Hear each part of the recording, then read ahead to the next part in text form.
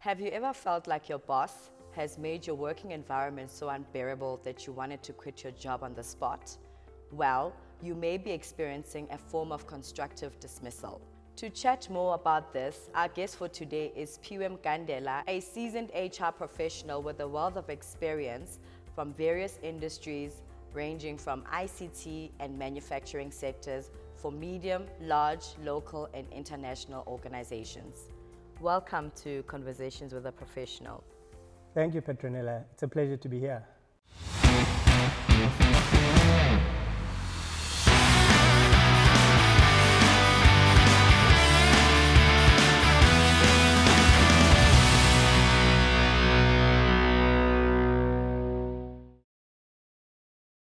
This is such an important topic, and I feel like most people don't actually understand the concept of dismissal. Help us define what unfair and fair dismissal is. All right. So for me to really put it into context, I'd have to explain maybe just briefly the guidelines or the legislation that really speaks to dismissal.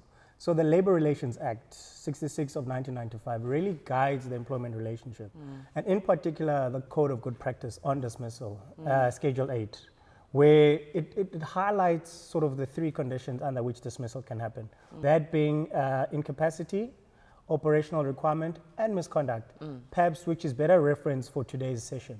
So what makes it automatically unfair dismissals is when under this legislation and these rules that are set in place, where there's no procedure that's followed, and really what the reason for the dismissal is and what dismissal as an outcome is, really makes it or determines whether it's unfair or fair dismissal.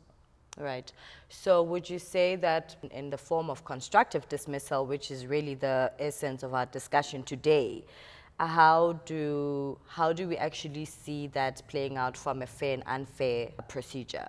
So I've highlighted the three sort of conditions that really legitimize dismissal. Right. Now, constructive dismissal is slightly different, where the other three, really the onus for constructive dismissal is on the employee rather than the employer, as in the other previous cases. So what then is constructive dismissal? You've helped us understand that there are three forms of dismissal that are acceptable by law, which the code recognizes. So what then is constructive dismissal, and how can one identify that they are in a position where they've been constructively dismissed? All right. So again, the premise of the Code of Good Practice is so that the employment relationship places good faith on both the employer and the employee. So where that does not exist usually leads to constructive dismissal. So now, to prove constructive dismissal, there's certain things that need to be in place. Right. So the employment relationships needs to have been rendered intolerable. Intolerable in this instance could mean a couple of things. Right. There's certain instances or conditions that could be made or created by the employee. One being bullying in the workplace, where you of the opinion of the view that your boss is bullying you. Harassment, where you would have raised the issue of safety, but it still has not been dealt with. Right. Tools for you to be able to fulfill your job. You've got certain targets that you need to meet, but you're unable to meet them because you don't have the tools. And you've raised this a couple of times, but there's still no assistance. Is this type of dismissal justifiable in terms of the LRA? Again, lovely thing is the framework. Right. So Section 186 of the LRA allows and highlights this. Does the company culture have an impact in employees being constructively dismissed? It definitely does. Look, when it comes to constructive dismissal, as I highlighted earlier, there's expectations from both the employee and the employer for harmonious working relationship. Right. So where the company culture does not seem to represent this, or seem to allow for an employee to be able to come forth, for example, if there's an issue that they're dealing with, that definitely impacts and leads to cases of constructive dismissal. What can employers do to avoid a situation where employees are not leaving them as a result of an unbearable and intolerable environment? Look, I think for me, possibly two things. Really creating a conducive environment. By conducive, I mean allowing employees to be able to speak. Right. When there's certain things that they feel uncomfortable about, certain working conditions, certain aspects regarding their safety that they feel uncomfortable about.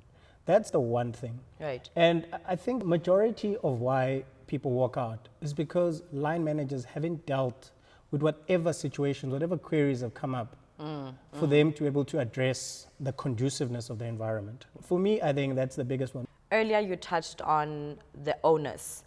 Who bears the onus under misconduct issues and who bears the onus in this particular conversation of constructive dismissal. And we've identified that the employee bears the onus in this particular case. How does this look like in a case of a CCMA for the employee? What exactly do they need to use to prove that they've been constructively dismissed? Great question.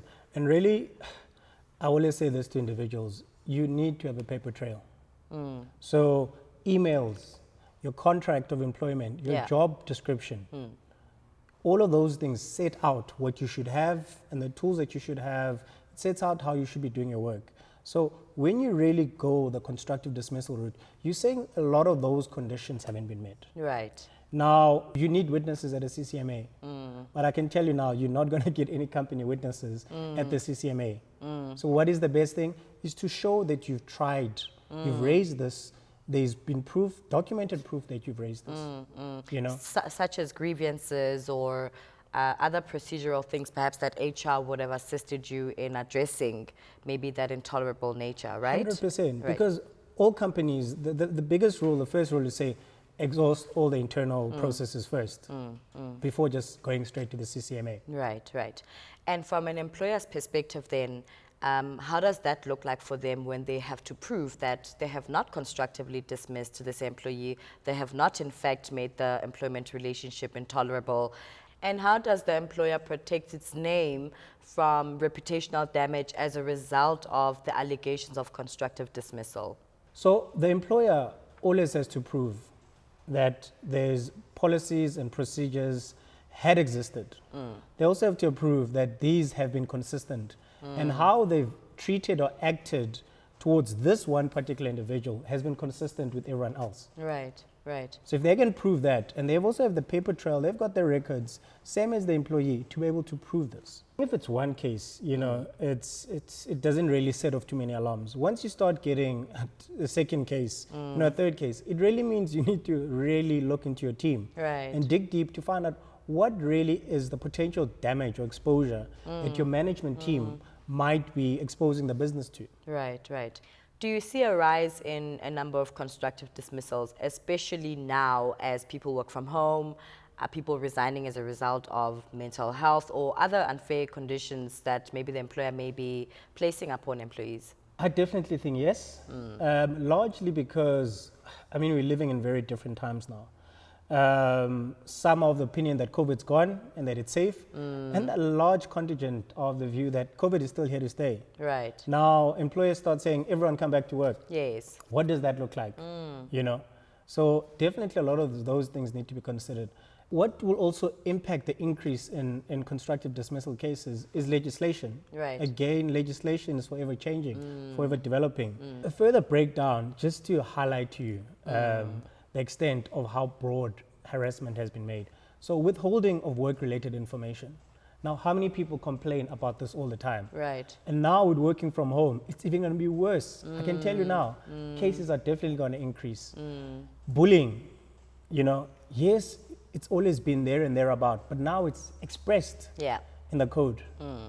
Sarcasm, negative gossiping, and believe it or not, condescending eye contact.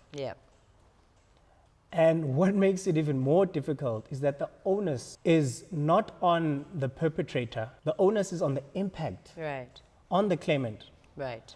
And it does not require the perpetrator, alleged perpetrator, to go into the state of where they were when these actions were transpiring.